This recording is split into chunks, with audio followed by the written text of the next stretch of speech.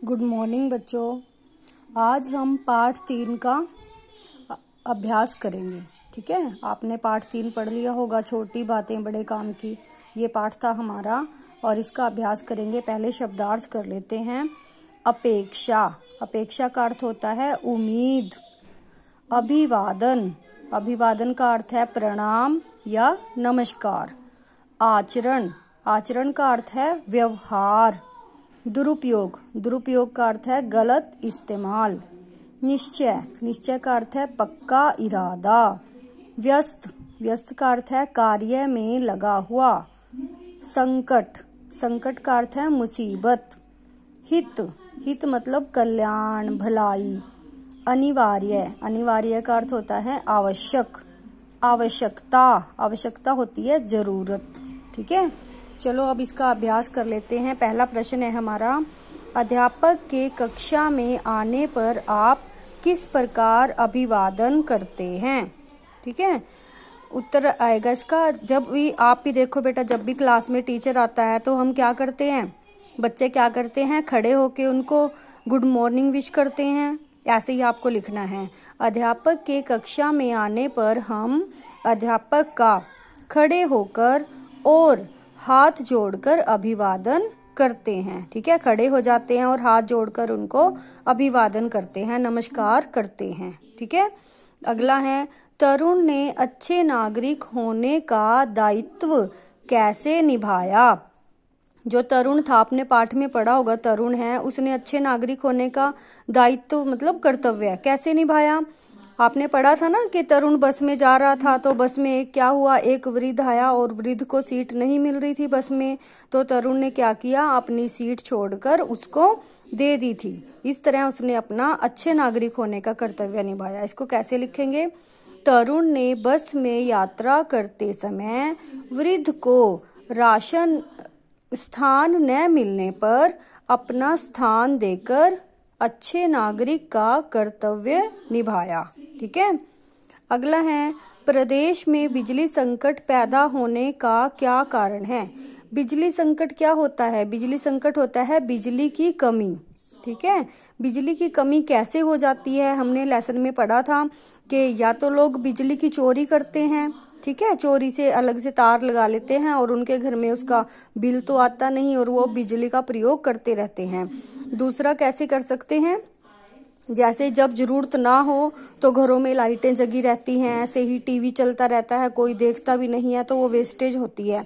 उसको कैसे लिखेंगे, बिजली की चोरी करना और बिजली का दुरुपयोग करना। दुरुपयोग करना वही होता है कि जब भी हम टीवी देख रहे हैं तब तो टीवी देखना है, लेकिन जब हम कमरे में नहीं है और टीवी ऐसे ही चल रहा है, वो उसका दुरुपयोग होता है। जैसे अगर हमारे कमरे में, रूम में अगर लाइट जगी हुई है और वहां पे कोई भी नहीं बैठा, फैन चला हुआ है और वहां पे कोई भी नहीं बैठा, तो वो पंखा और जो लाइट है वो हमारा दुरुपयोग हो रहा है बिजली का। हमें इससे बचना चाहिए। जब भी हम कमरे में से बाहर जाते हैं तो हमें अपने कमरे में से टीवी बंद कर देना चाहिए और पंखा अगर चालू है तो पंखे को बंद कर देना चाहिए, पंखे के बटन को। और उसके बाद क्या करना है, हमें अगर लाइट ऑन है तो उसको लाइट को ऑफ कर देना है। ठीक है, ऐसे हम बिजली का दुरुपयोग करने से बच सकते हैं और हमारे प्रदेश में बिजली का संकट भी पैदा नहीं होगा। अगला है, पानी को व्यर्थ बहने से कैसे बचाया जा सकता है। व्यर्थ होता है बेकार, पानी को हम बेकार बहने से कैसे बचा सकते हैं, इसके लिए हमें क्या करना है, मान लो जैसे जितनी हमें पानी की जरूरत हो हमें उतना ही पानी का प्रयोग करना चाहिए। जब भी हम कपड़े धोते हैं या बर्तन धोते हैं तो हमें बड़ी सावधानी से पानी का प्रयोग करना चाहिए। ठीक है, इसमें आंसर में भी लिखा हुआ है, हाथ तथा बर्तन धोने के बाद नल को बंद करके पानी को व्यर्थ होने से बचाया जा सकता है।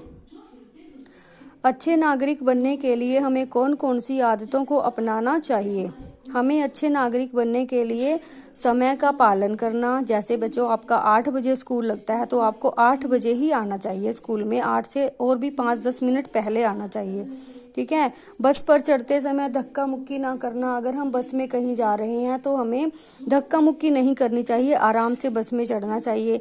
अपने से बड़ों का आदर करना, जो भी हमारे बड़े हैं, मम्मी पापा ताऊ ताई, दादा दादी या फिर हमारे मामा चाचा, उनका हमें आदर करना चाहिए, उनका कहना मानना चाहिए।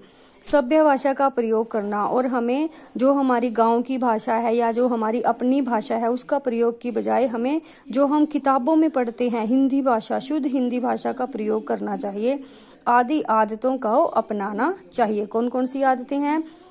समय का पालन करना, जैसे हमें खाने का भी समय निश्चित होना चाहिए, पढ़ाई का भी निश्चित होना चाहिए, खेलने का भी निश्चित, हमें समय का पालन करना सीखना है। ये नहीं है कि हम पूरा दिन खेलते ही रहें या पूरा दिन हम घर से बाहर इधर उधर आवारा घूमते रहें। ठीक है, हमें समय का पालन करना है। ठीक है, समय पे स्कूल आना है, हर रोज आना है नियमित रूप से। इसी तरह जब भी बस में जाते हैं धक्का मुक्की नहीं करना और अपने बड़ों का आदर करना। ठीक है, ये प्रश्न आपको याद करने हैं और कॉपी में लिखने हैं।